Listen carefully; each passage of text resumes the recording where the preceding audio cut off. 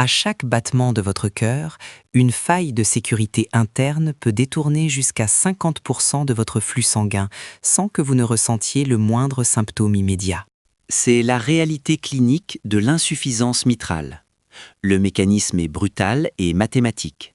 Pendant la phase de contraction, ou systole, le sang contenu dans le ventricule gauche est censé être propulsé vers l'aorte sous une pression atteignant les 120 mm de mercure. Mais une rupture mécanique de l'étanchéité valvulaire modifie cette trajectoire. Le flux s'inverse. Le sang reflue violemment dans l'oreillette gauche. Le diagnostic tombe. Régurgitation mitrale. Dans les cas de prolapsus, une partie de la structure même de la valve s'effondre physiquement, se déplaçant hors de son axe naturel, créant une brèche béante dans le système de pompage le plus critique du corps humain.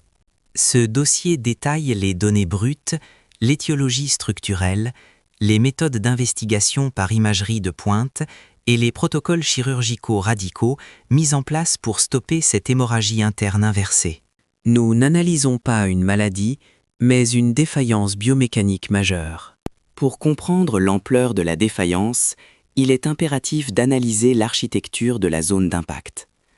La valve mitrale n'est pas un simple clapet. C'est un appareil sous haute tension composé de multiples éléments interdépendants. Elle est constituée de deux feuillets distincts, le feuillet antérieur ou grande valve et le feuillet postérieur ou petite valve. En temps normal, lors de la contraction systolique, les bords libres de ces deux feuillets s'accolent parfaitement, créant une zone de coaptation étanche capable de résister à la pression intraventriculaire extrême. Cette intégrité structurelle est maintenue par un réseau de câbles de tension appelés les cordages tendineux. Ces structures fibreuses, composées de collagène et d'élastine, relient directement la face inférieure des feuillets valvulaires aux piliers mitraux, qui sont des excroissances musculaires massives émanant des parois du ventricule gauche. L'insuffisance mitrale survient lorsque ce complexe biomécanique subit une altération physique. Les rapports d'autopsie et les analyses péropératoires identifient trois mécanismes de destruction principaux. Premièrement, la perforation valvulaire, une brèche tissulaire directe à travers le feuillet. Deuxièmement, la dilatation de l'anneau mitral, la structure annulaire fibreuse sur laquelle s'insèrent les feuillets s'élargit au-delà de son diamètre normal, de 3 à 4 cm, empêchant les bords libres de se rejoindre. Troisièmement, des mouvements valvulaires anormaux, une désynchronisation ou un relâchement des tensions permettant à un ou plusieurs segments de la valve de basculer dans l'oreillette gauche. Chaque composant est un point de rupture potentiel et la défaillance d'un seul suffit à déclencher la régurgitation. L'enquête sur les causes de cette défaillance révèle une série d'agressions internes documentées et catégorisées. L'étiologie de l'insuffisance mitrale n'est pas due au hasard. Elle est le résultat direct de traumatismes infectieux, dégénératifs ou ischémiques. Dans le cas des perforations valvulaires, le coupable principal identifié par les hémocultures est l'endocardite infectieuse. Des agents pathogènes bactériens, tels que le Staphylococcus aureus ou le Streptococcus viridans, s'infiltrent dans la circulation sanguine et colonisent le tissu endocardique de la valve. Ils forment des végétations, des amas cellulaires, qui nécrosent le tissu conjonctif et finissent par trouer physiquement le feuillet valvulaire à un rythme fulgurant.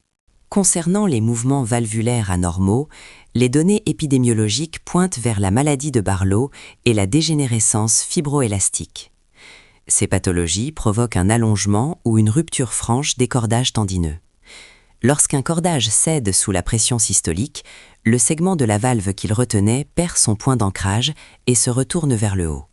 C'est le prolapsus mitral aigu. D'autre part, la dilatation de l'anneau est fréquemment liée à des cardiomyopathies dilatées, où le ventricule gauche tout entier se déforme, tirant sur l'anneau et séparant les feuillets par simple force de traction géométrique. Enfin, le facteur ischémique. Lors d'un infarctus du myocarde affectant l'artère coronaire circonflexe ou l'artère interventriculaire postérieure, l'irrigation sanguine d'un pilier mitral est coupée. Le muscle se nécrose, meurt et se détache de la paroi ventriculaire, entraînant une insuffisance mitrale massive, immédiate et nécessitant une intervention de sauvetage dans l'heure qui suit le diagnostic initial.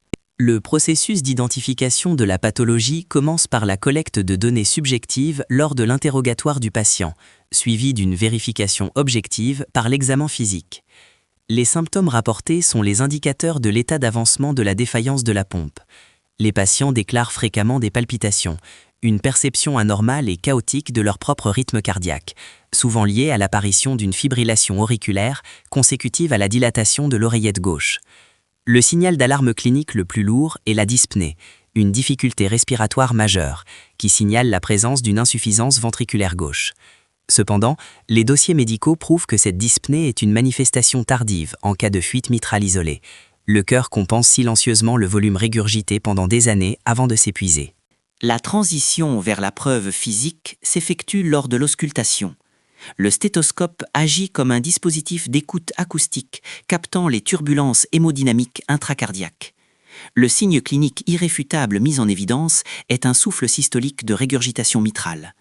Contrairement à un flux laminaire silencieux, le sang expulsé à haute pression par l'orifice fuyant crée une vibration acoustique à haute fréquence, souvent holosystolique, couvrant l'intégralité du premier au deuxième bruit du cœur.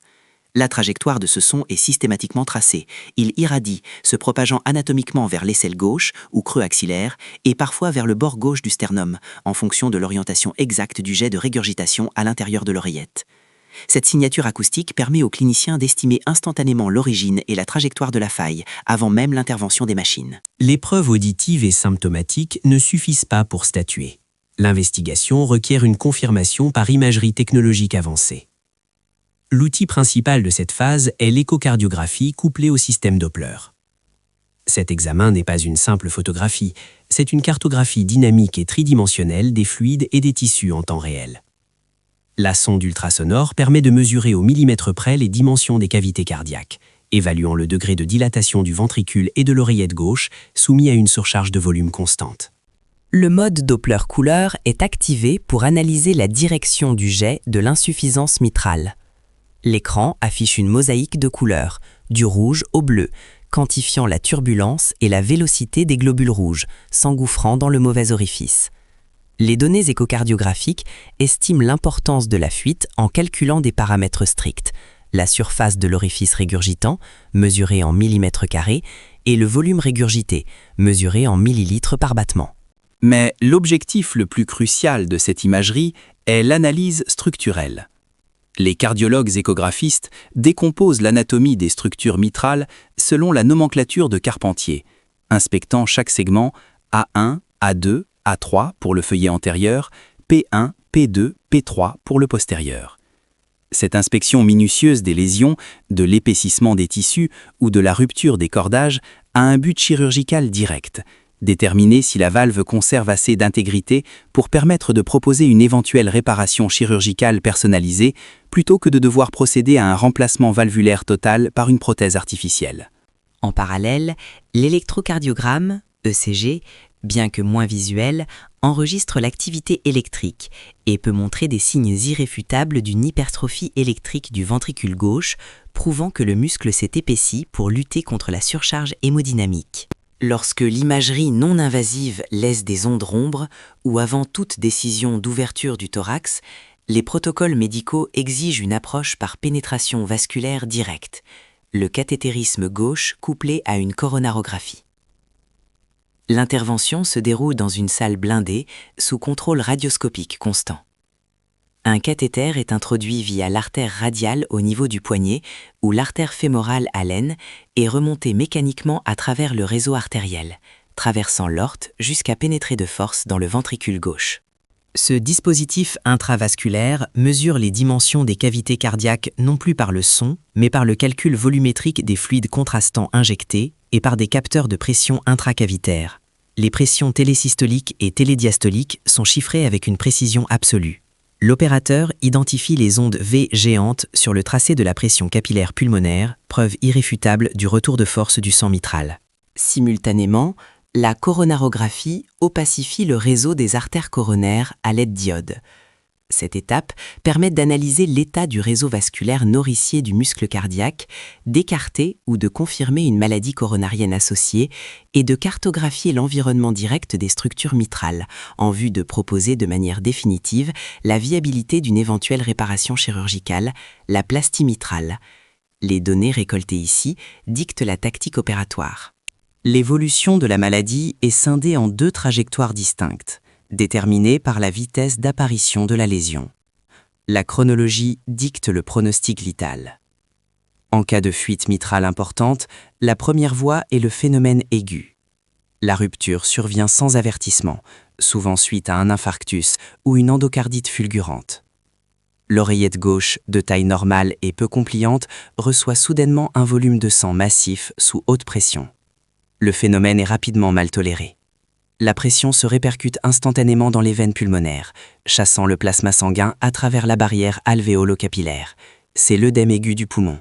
Le patient se noie de l'intérieur en quelques minutes. La seconde voie est la forme chronique. L'insuffisance mitrale s'installe sur des années. C'est une pathologie de l'usure. Face à l'augmentation du volume de sang qui fait l'aller-retour entre le ventricule et l'oreillette, le système met en place des mécanismes de compensation. Le ventricule s'élargit pour accueillir le surplus. Pendant des décennies, le patient peut demeurer asymptomatique. Mais le risque majeur de cette compensation silencieuse, c'est l'évolution inéluctable vers la dilatation excessive et l'insuffisance ventriculaire gauche. Les fibres musculaires s'étirent au-delà de leur limite élastique de Starling, la fonction de pompe s'effondre, la fraction d'éjection chute, et les dommages structurels deviennent physiologiquement irréversibles, même si la valve est finalement réparée. L'intervention thérapeutique dépend des données récoltées. En cas de fuite mitrale modérée et cliniquement stable, l'approche est strictement chimique. Le traitement est digitalo-diurétique. L'administration de digoxine pour stabiliser la fréquence cardiaque et l'utilisation de diurétiques de l'anse pour forcer l'élimination rénale des fluides, réduisant ainsi le volume sanguin global et allégeant la pression sur le système. Cependant, si la fuite est classifiée comme importante ou sévère, la chimie devient obsolète et l'intervention mécanique s'impose. Il faut traiter par la plastie mitrale. Le chirurgien ouvre le cœur, sectionne les portions pathologiques du feuillet, restructure les cordages tendineux avec des fils de polytétrafluoroéthylène et implante l'anneau prothétique semi-rigide pour redimensionner l'orifice. Si la destruction tissulaire est trop avancée, cette réparation est abandonnée au profit du remplacement valvulaire.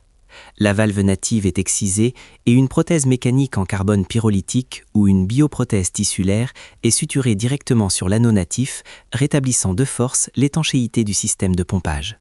L'insuffisance mitrale est une défaillance d'ingénierie biologique qui transforme le cœur en une pompe inefficace fonctionnant contre elle-même. Les faits montrent que, qu'elle soit due à un prolapsus, à une dégénérescence ou à une infection, cette régurgitation du ventricule gauche vers l'oreillette gauche en systole exige un dépistage clinique précis, passant par l'auscultation du souffle révélateur et validé par l'échocardiographie Doppler.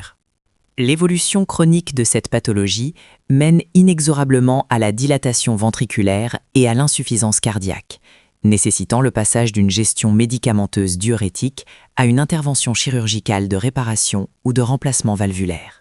Si cette investigation biomécanique a retenu votre attention, abonnez-vous et activez les notifications pour ne rien manquer de nos prochains dossiers médicaux décortiqués sans concession.